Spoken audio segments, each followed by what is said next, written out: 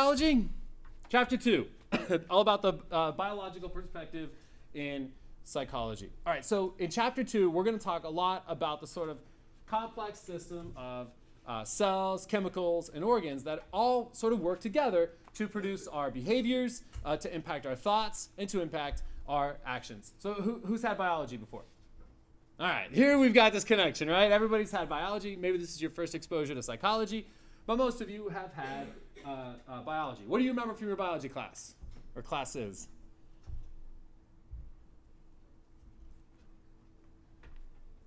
I gotta read your shirt. All right. What do you remember about your biology classes? Cells?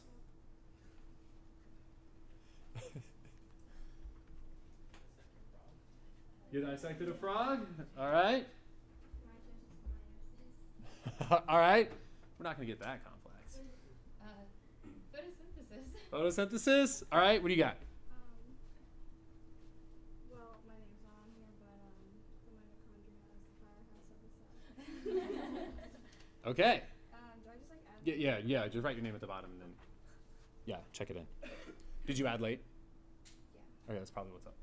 Okay, so for chapter 2, let's talk about some of the learning objectives we have here. We'll talk about what the nervous system is. We'll talk extensively about what a neuron is and what our nerves are and what they do for us, and also how they relate to one another. We'll look at how neurons use neurotransmitters to communicate with one another and with the body. We'll look at how the brain and spinal cord interact with one another, some of the life-saving functions that our spinal cord engages for us at times. We'll look at some of the misconceptions about the brain, and we'll look a lot at neuroplasticity and how our brain, what we're finding now is that our brain can sort of change and adapt quite a bit. We'll look at the somatic and autonomic nervous systems and what they do for us. We'll look at how our hormones are released by glands and how they interact with the nervous system and ultimately affect the behaviors that we engage in. And we'll look at how psychologists study the brain and how the brain works. We'll look at the different structures and parts of the brain. We'll look at the parts of the brain that control things like emotion, how we learn, how we remember things, what motivates us. We'll look at the cortex and how it controls our different senses and movements within the body. We'll look at what parts of the cortex are responsible for different higher order thinking or higher forms of thought, such as use of language and understanding language. We'll look at how the left side of the body differs, or the left side of the brain differs from the right side of the brain. And we'll look at some of the potential causes of attention deficit hyperactivity disorder. All right, so what's a neuron? If you remember cells from your biology class, do you remember what neurons are? Brain cells? All right, so this would be a good reminder. All right, so we're going to do an overview of the nervous system here. The nervous system is this very elaborate, extensive network of specialized cells that we have. And these cells help carry information to and from all parts of our body. And neuroscience, this is what neuroscience is all about, right? It deals with the structure and function of our neurons, our nerves, and our nervous tissue.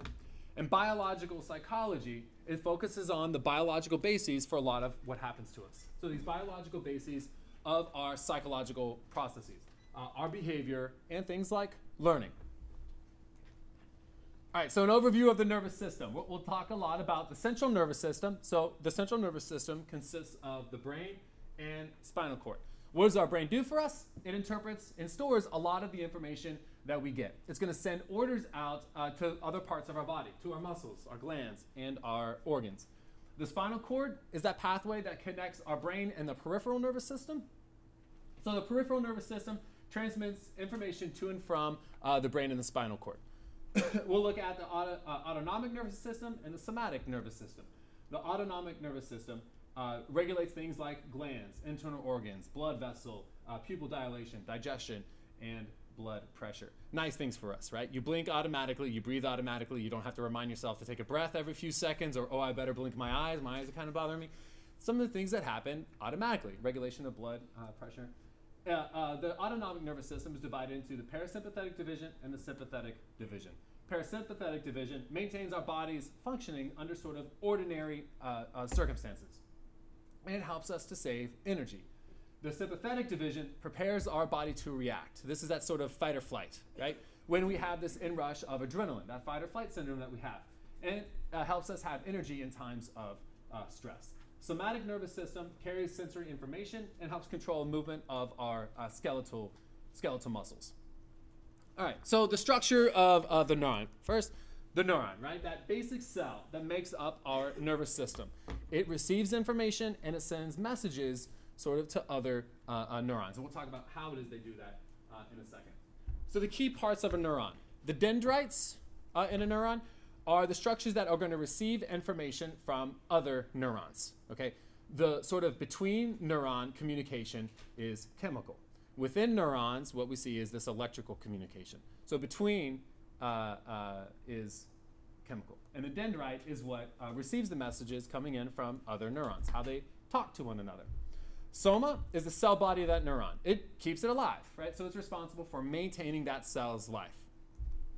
And then the axon. The axons are what carry information out to the other neurons, right? So they look like these long tubes, and they carry this message to other cells. So the dendrite is what's going to receive communication.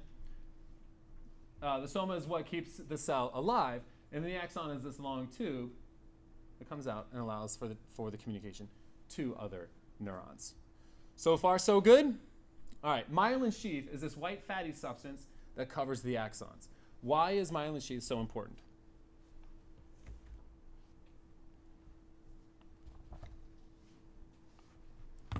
Why do we have our electrical lines that are covered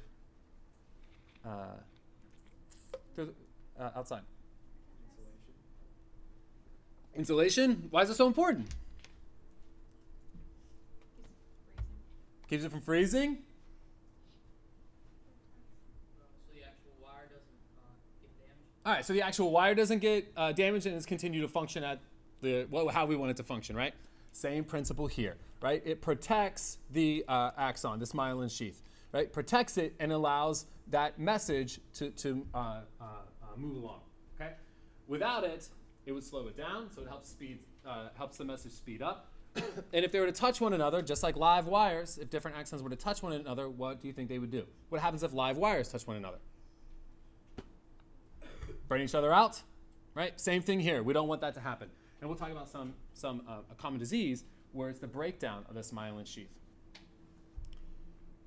All right, glial cells are also very common. The gray fatty cells, and they serve a wide range of functions. They provide support for neurons. Neurons can grow on them. Neurons can grow around them. They deliver nutrients to neurons, so help neurons receive what they need. They produce the myelin to coat axons. They clean up waste products and dead neurons, so this sort of flushing and keeping things healthy function. And right now they're being investigated for possible role in a couple of issues that we see. They may play a role in depressive disorders and schizophrenia.